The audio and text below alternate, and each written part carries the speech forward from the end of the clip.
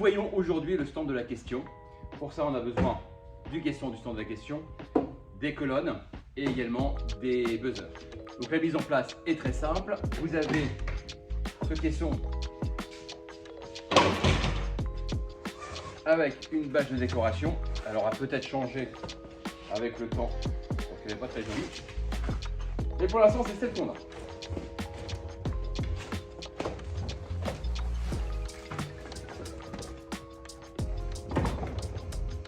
Donc voilà la première partie. Et dedans, en fait, vous avez des questions qui seront imposées par rapport au thème de l'opération. Ensuite,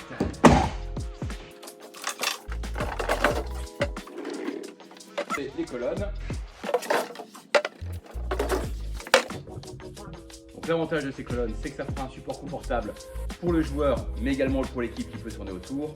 Et elles sont lumineuses, donc ça permet de leur donner en fait un look. Ça sera valable que si c'est une solution à l'intérieur, en extérieur, ça ne se verra pas.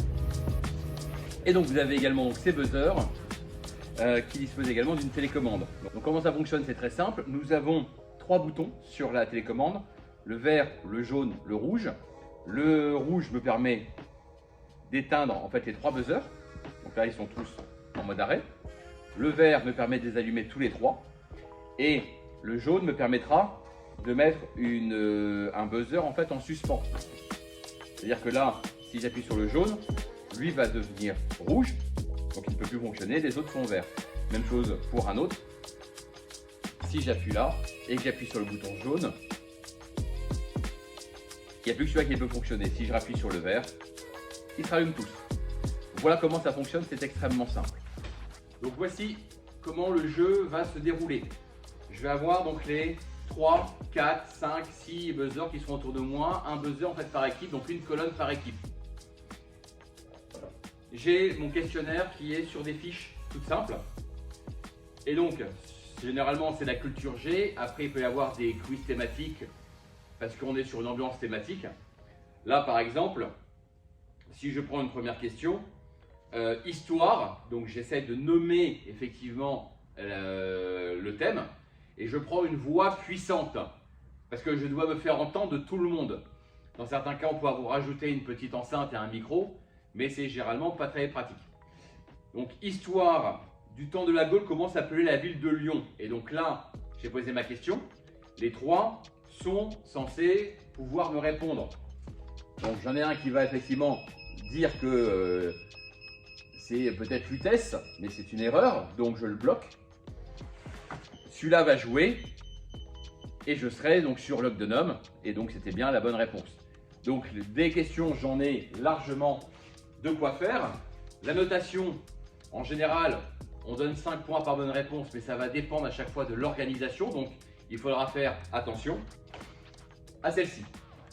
Donc voici les fiches, à quoi ça ressemble. Du temps de la Gaule, comment s'appelait la ville de Lyon? Bien sûr, vous avez les réponses. On ne donne pas la réponse au préalable. On peut les aider éventuellement dans l'absolu, mais normalement, en fait, les questions sont faites pour que ce soit facile. Littérature, notamment Les Misérables de Victor Hugo. Qui est la mère de Cosette? Eh bien, c'est Fantine. Donc, il y a des questions un peu plus compliquées et il y a des questions plus simples. Théâtre, qui a écrit l'Avare? En général, ils savent à peu près tout ce que c'est Molière. Voilà comment ça se passe, le stand de la question.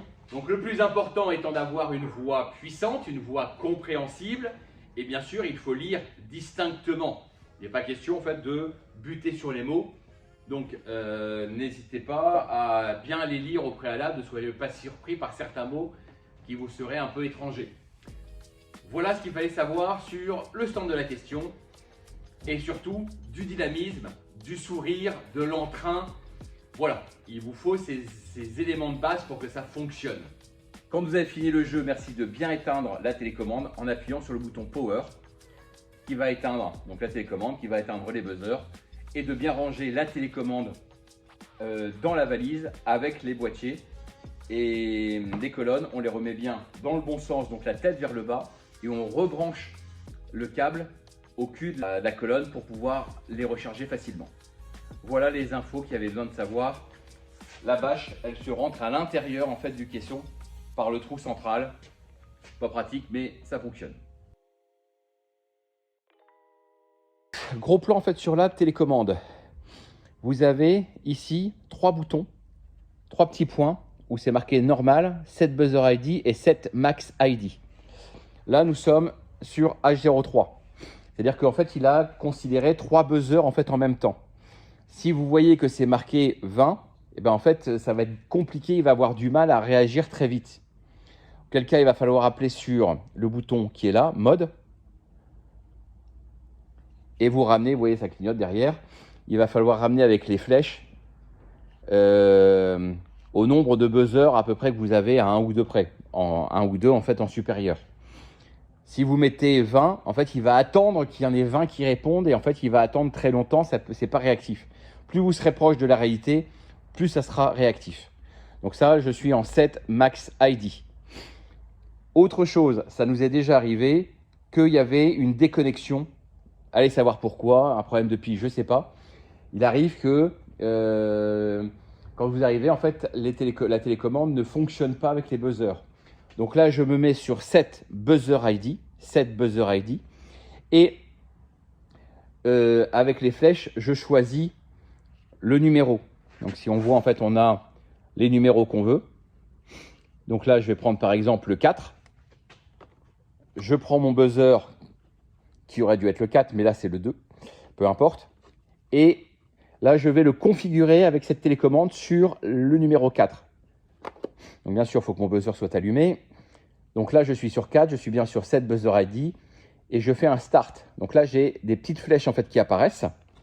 Et ici, je vais mettre B et appuyer sur le gros bouton qui va clignoter. Et donc là, ce buzzer-là est configuré comme numéro 4. Donc là, ma télécommande est revenue sur normal. Si j'appuie sur le buzzer, j'ai bien le numéro 4 qui apparaît. Donc j'ai bien configuré de la bonne façon. Pour le remettre, c'est très simple. Je remets en mode set buzzer ID. Je choisis le numéro 2 parce que c'est son numéro 2 à la base. Je fais start. Ici, je fais B et le gros bouton. Ça clignote. Il a reçu l'information. La télécommande me confirme que c'est OK. Je peux revenir sur le normal. Je fais un test et j'ai effectivement le numéro 2 qui s'est affiché.